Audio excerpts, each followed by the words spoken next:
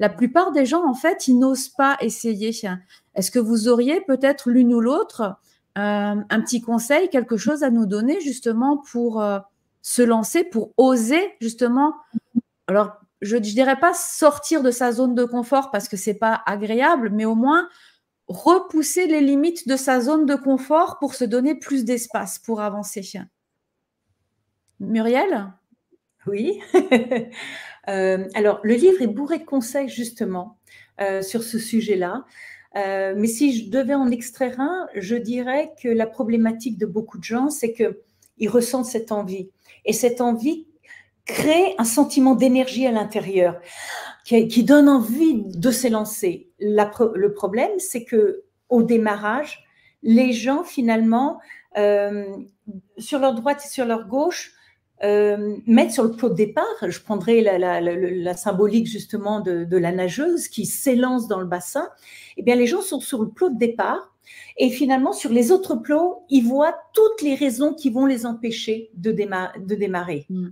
Et finalement, ils regardent à droite, mais il y a tellement de raisons pour lesquelles je ne vais pas réussir que, oh là là, et de l'autre à gauche, c'est pareil. La vie, c'est pas ça. L'essentiel dans la vie, c'est de faire le premier pas.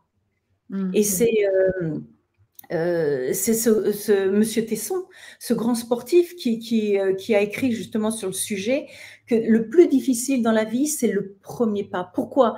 Parce que il faut réussir à mettre de côté toutes nos angoisses, toutes nos peurs, tout ce qui peut nous empêcher d'avancer et simplement se préparer. Et on a un grand chapitre dans le livre avec Sandrine justement sur comment se préparer déjà. Et ensuite, bien sûr qu'il y aura des problèmes, bien sûr qu'il y aura des difficultés sur le chemin, mais elles ne vont pas arriver tout en même temps. Elles vont arriver les unes après les autres. Et donc, quand on est vigilant, qu'on sait pourquoi on s'était lancé, qu'est-ce qui nous poussait à désirer atteindre un objectif, eh bien, on règle les problèmes au fur et à mesure qu'ils arrivent, les uns après les autres. Et si jamais on se retrouve confronté à une difficulté, on oublie que moi, mon leitmotiv pour tout te dire, Nathalie, c'est l'essentiel dans la vie, c'est pas le but à atteindre, c'est le chemin que l'on parcourt pour atteindre. Parce que sur ce chemin-là, on rencontre des gens insoupçonnés qu'on ne connaît pas, des gens qui vont venir nous aider, nous nourrir, nous motiver. Et bien sûr qu'au départ, on ne les connaît pas, ces gens-là. On ne sait pas qu'ils vont croiser notre chemin, mais ils vont arriver. Il y a des gens avec qui nous allons partir qui nous abandonneront en cours de route. Oui, c'est normal, parce qu'ils ne se reconnaîtront plus dans notre projet, parce qu'ils auront leur propre projet à eux, mais ils laisseront de la place pour que de nouvelles personnes arrivent. Et c'est ça la magie de la vie. Et il y a un moment donné, il faut avoir foi. Et comme dit si bien Sandrine, je sais, c'est plus fort que je crois. Et savoir au fond de soi qu'on a justement cette capacité à dire, OK, bon, ben, je fais le premier pas, puis je regarde ce qui se passe. Et j'ai foi que la vie va mettre sur mon chemin les gens et les circonstances qu'il faut pour me permettre d'avancer et non seulement de comprendre, parce que c'est ça qui est merveilleux dans tout projet, c'est que chaque chose, chaque étape que l'on passe nous permet de découvrir qui nous sommes vraiment et le potentiel incroyable que nous avons. Et très peu de gens, finalement, ne savent pas toutes les capacités qu'elles ont. Donc, il faut partir à la découverte. Et pour partir à la découverte, eh bien, il faut oser. Il faut oser, oui, mais je pense qu'il faut aussi avoir peut-être une âme d'explorateur parce que la peur est quand même quelque chose qui nous empêche souvent d'avancer et de faire ce premier pas. D'ailleurs, j'ai lu dans votre livre aussi, à un moment donné, vous soulignez le fait que pour réaliser ces objectifs, tu parlais d'objectifs, Muriel, c'était justement, vous nous demandiez de trouver un équilibre entre l'effort et le lâcher-prise, justement, pour être en quelque sorte entre une sorte de persévérance, de dépasser ses peurs pour avoir une certaine souplesse aussi de pouvoir aller de l'avant. Du coup, Sandrine, comment est-ce que comment tu nous aiguillerais sur le chemin pour sortir de cette dualité là dont je viens de parler, pour trouver l'équilibre en nous? Eh ben, en fait, ça fait le lien avec ce que Muriel vient de dire tout à l'heure. Il y a tout un chapitre dans le livre que j'aborde moi, du coup, ça tombe bien que tu me poses la question. On est tous pétris de J'ai fait mon job. Très bien connecté. Nous sommes tous pétris de croyances limitantes. C'est quoi les croyances limitantes? Je vais vous prendre une métaphore très simple, c'est un petit peu comme l'iceberg, hein, avec la partie émergée de l'iceberg qui représente 10%, et en fait, sous la mer, il y a 90%. Eh bien, dans notre énergie qu'on peut gérer au quotidien, dans ce qu'on met en place au quotidien, il n'y a que 10% de notre énergie qui sert à ça. 90% de notre énergie, c'est du subconscient, qui donc, par essence même, on ne sait pas ce qu'il y a dedans. On ne sait pas le décrypter, on n'a pas de souvenir, rien du tout. Or, parfois, notre âme va avoir un élan d'aller dans un sens, se dire, tiens, je veux faire un nouveau métier, je veux me lancer dans tel truc. Mais ce qu'elle ne sait pas, c'est qu'il y a 90% des énergies qui tournent en sous-marin dans le sens inverse. Et c'est ça la croyance limitante. La croyance limitante, c'est aussi terrible qu'un virus informatique. C'est-à-dire, c'est un programme scélérat dans le disque dur de votre énergie qui va contre vous. Alors, vous allez me dire, mais c'est quoi ce programme scélérat? Eh bien, faisons appel à la sagesse populaire. Mais ma pauvre, on n'a rien sans rien.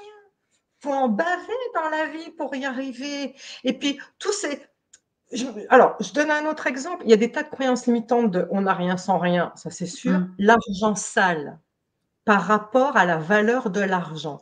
Surtout en France, c'est moins aux États-Unis, mais en France, regardez la mentalité qu'on a. Quelqu'un qui affiche sa richesse, écoutez bien les gens qui sont à côté de vous. Vous voyez une immense voiture passer, je ne sais pas moi, une belle Rolls passer ou une Ferrari passer.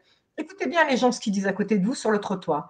Ils diront, c'est sûrement quelqu'un de la mafia, c'est sûrement quelqu'un de malhonnête, c'est le fameux argent sale. Et ça, c'est terrible parce que ça, dans notre disque dur, ça nous empêche de se sentir légitime d'avoir un métier qui nous fait gagner de l'argent.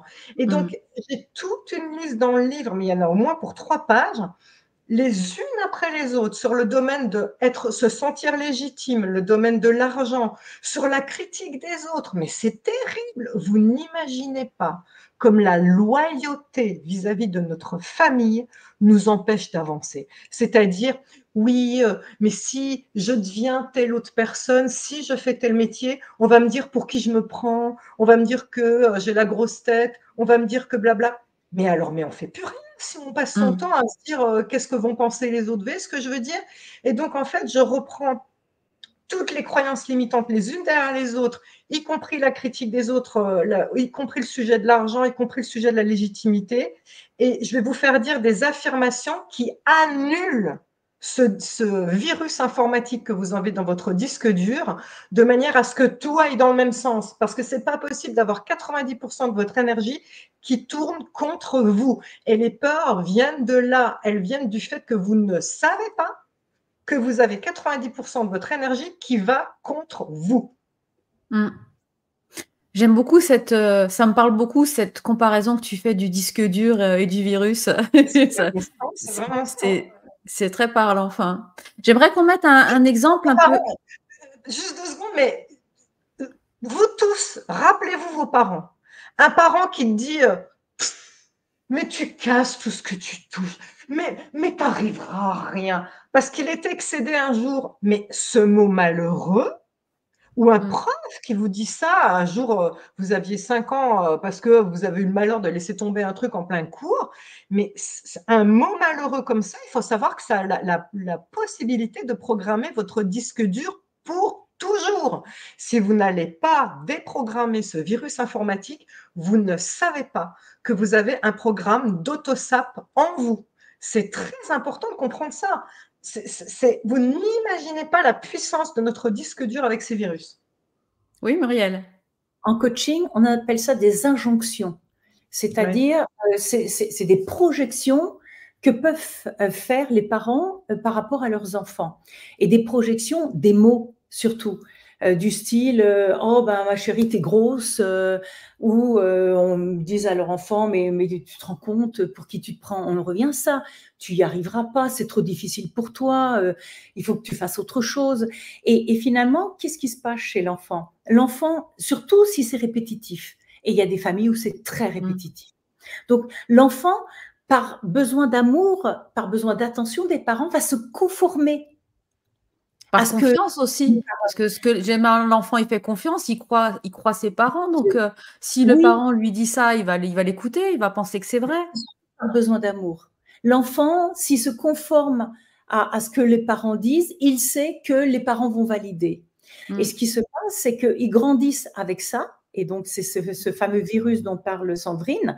Et la problématique, c'est à un moment donné, que vous y croyez tellement, eh bien, vous mettez en place les actions qui vont avec vos croyances.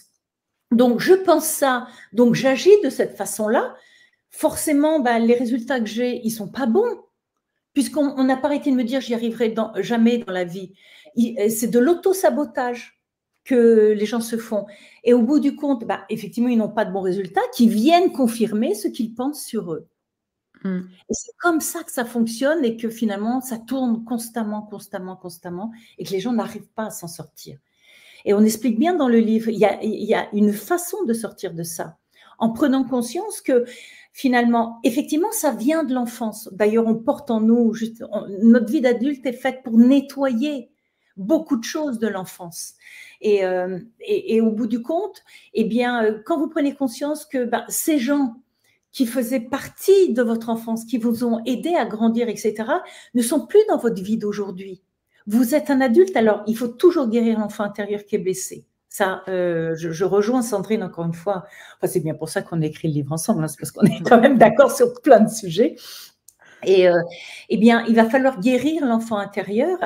Et l'adulte que nous sommes a ce rôle-là, de prendre conscience que ce que j'ai entendu, ce que j'ai cru dans mon enfance, je l'ai cru pour certains besoins et parce que finalement, c'est les gens que j'aimais, donc c'était mes repères dans la vie. Aujourd'hui, adultes, nous avons de nouveaux repères. Ces gens-là ne font plus partie de notre vie. Et donc, il y a des choses à couper, comme un jardinier qui prend un gros sécateur pour couper les feuilles et les branches mortes d'un arbre, pour qu'il puisse porter ses fruits, pour qu'il puisse avoir un beau feuillage, il est nécessaire d'élaguer.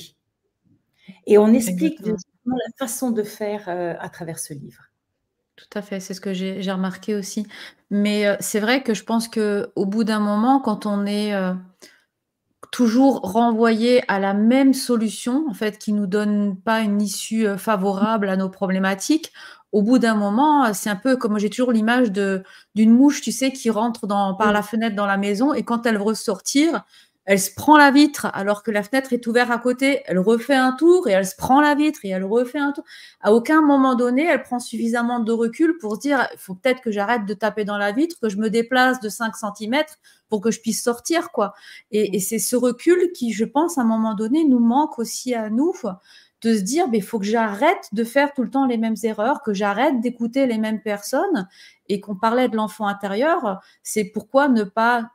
On n'écoute jamais la première personne concernée, en fait. C'est nous, on s'écoute jamais. Et je pense que toute l'éducation qu'on devrait refaire en tant qu'adulte, c'est qu'est-ce que je veux, qu'est-ce que j'en pense, moi, en tant qu'adulte et en tant qu'individu, quoi. Voilà, c'est comment est-ce que j'ai envie d'entreprendre ma vie. Et c'est des questions qu'on se pose pas souvent.